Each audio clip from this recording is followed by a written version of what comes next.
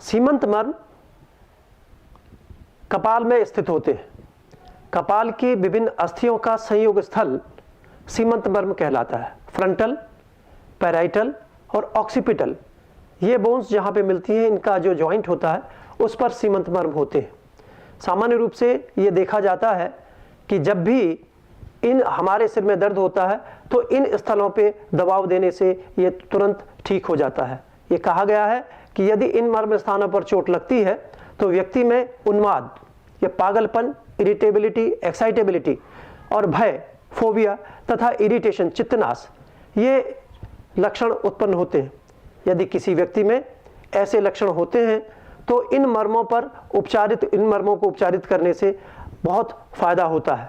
खास करके जो बच्चे जन्मजात विकृतियों से ग्रस्त होते हैं, उनके मस्तिष्क का उनके साइज बहुत छोटा होता है, उसको माइक्रोसेफेली भी कहते हैं। ऐसी स्थिति में भी इन मर्म स्थानों को उपचारित करने से फायदा होता है। आयुर्वेद के पंचकर्म चिकित्सा में इन मर्म स्थानों पर शिरोधारा और शिरोवस्ती का उपयोग किया जाता है तथा बहुत सारी मस्तिष्क संबंधी रोगों का उपचार इस विधि के द्वारा किया जाता है। आइए जानते हैं कैसे सीमंत मर्म को आइडेंटिफाई किया जाए। हमारे सिर में कुछ और अन्य महत्वपूर्ण मर्म स्थान होते हैं, जिसमें अपांग, आवर्त, उत्क्षेप और शंख, और जहाँ पे हमारी हड्डियाँ आपस में सिर की हड्डियाँ मिलती हैं उनको सीमंत मर्म कहा जाता है। इन सभी मर्मों को क्लोज लोटस पोज के द्वारा आप दबाने की टेक्निक जान लीजिए। क्लोज लोटस पोज का मतलब होता है कि आप यदि इस ढंग की मुद्रा बनाए तो ये क्लोज लोटस पोज होता है। दोनों हाथों को आप कनपट्टी पे रख लीजिए। आवर्त, अपांग, आवर्त, उत्क्षेप, शंख और सीमंत, उन सभी मर्मों को हम लोग इस क्लोज लोटस पोज से स्टिमुलेट कर सकते हैं।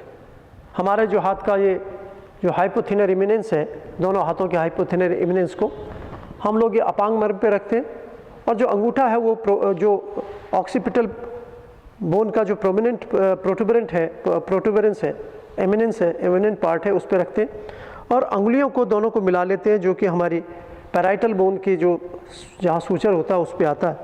और इन सभी को हम लोग सांस छोड़ते समय इसको प्रेशराइज करते हैं। तो इस टेक्निक से अपांग, आवर्त, उत्क्षेप, शंख और सीमंत मर्म सभी एक साथ स्टिमुलेट होते हैं।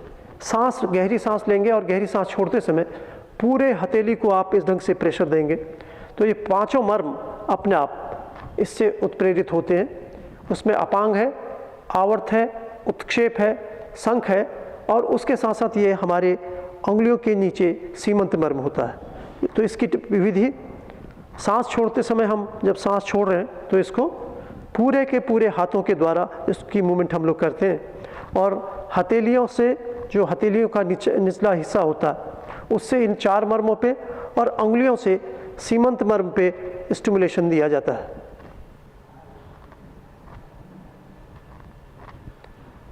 ये सिर की बीमारियों में, सिर दर्द में और मनोमस्तिष्क की कई जो बीमारियां होती हैं उनमें इस विधि के द्वारा सिर के मर्मों को उत्प्रेरित किया जाता है।